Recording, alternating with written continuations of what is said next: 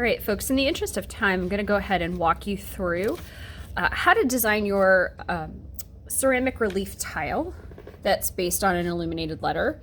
So the first thing we're going to go ahead and do is give this a border, okay? Now, I'm going to go through the criteria with you, and it says border of your choice that is at least 1 thumb width wide, okay? So a thumb width is kind of our general rule as we're designing. Things that we want to make three-dimensional out of clay have to be at least 1 thumb width wide, just so that we can cut it out and attach it on, all right? Now, for my border of my particular piece here, I'm going to make it not just your typical square border, okay? So be creative with it. This is like your opportunity, all right, to do something a little bit different.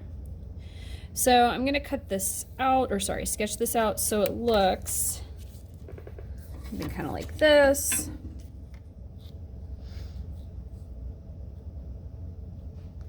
So I've got this on this side. And maybe I'll do something a little bit different on this side. This is about a thumb width wide.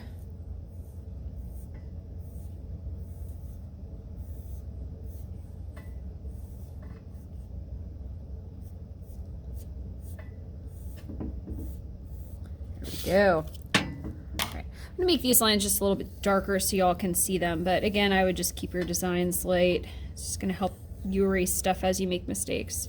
All right, I'm gonna connect these by something a little bit different. Maybe for this one, I will just do a straight line. It's about a thumb width wide.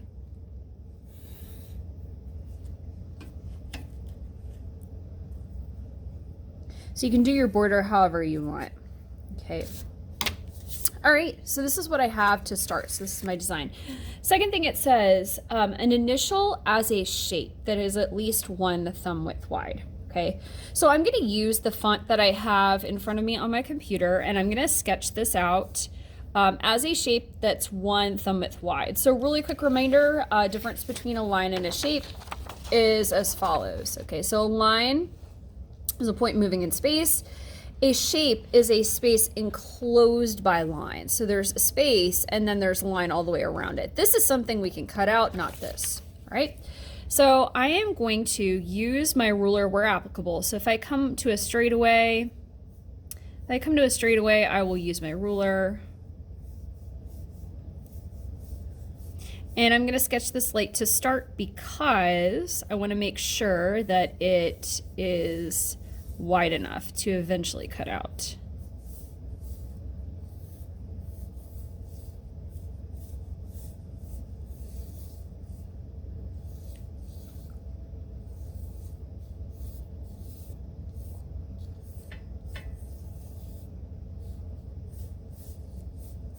Okay, so this is what I have so far, and I am going to right now, yep, it's basically almost as wide as I need it to be.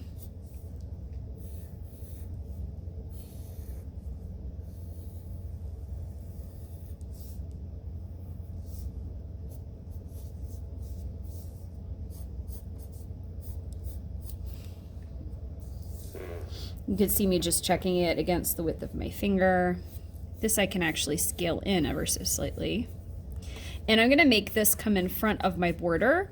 So I'm gonna erase this line.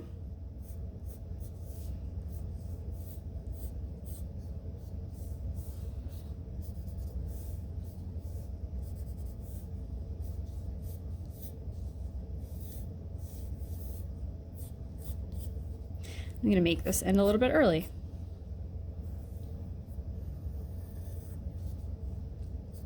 Perfect.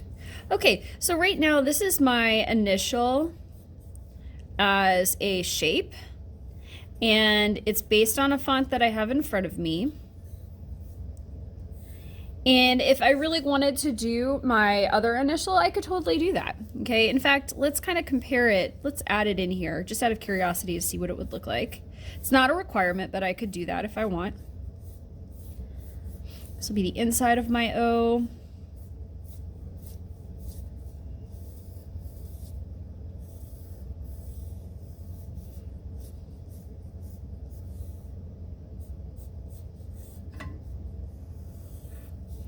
There we go.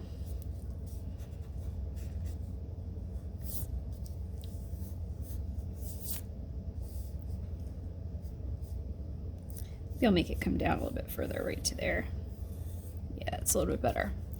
All right, so I have, I used both initials for my design. That's cool. You do not have to do that. It was just something I wanted to try real quick. Okay, now the next thing, it says, it says, we need detail and I need 3 decorative patterns.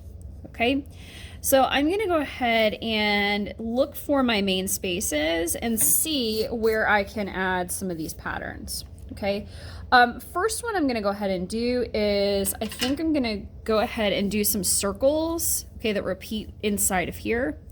So I'm gonna do small one, larger one, smaller one, smaller one, smaller one, larger one, smaller one, smaller one, smaller one, larger one, smaller one, smaller one. Okay, so this is my pattern over here. Okay, that's looking pretty good. I would probably scratch that into clay.